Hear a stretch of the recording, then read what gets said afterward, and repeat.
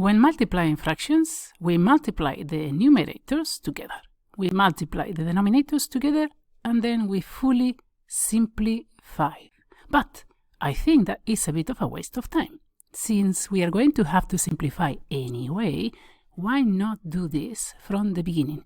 So the way I do it is by simplifying numbers and simplifying letters separately.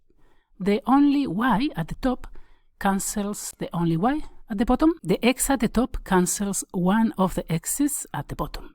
4 goes into 8 2 times. 3 goes into 9 3 times. 2 times 3 divided by x is written 6 over x. Stop the video here and give it a go. Right. Did you try? Separating numbers and letters, x's cancel each other out. We are left with y squared. 2 over 6 simplifies as 1/3.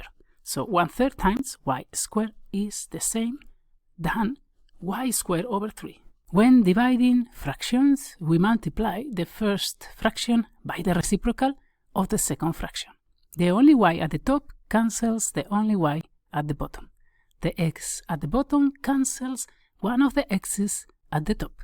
6x times 2 is 12x with 1 at the bottom, which we don't need to write. Stop the video here and give it a go. Right. Did you try? Turn the second fraction upside down and multiply them.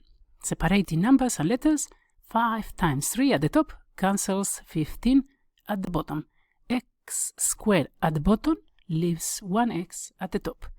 Y squared at the bottom leaves y squared at the top, and we are left with xy squared. To finish this video, I'm going to prove our first identity. We divide by a fraction by multiplying it by its reciprocal.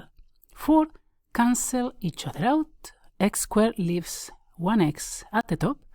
Y cubed leaves 1y at the top.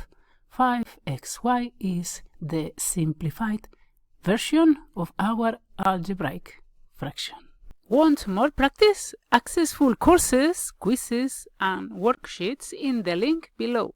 Happy learning!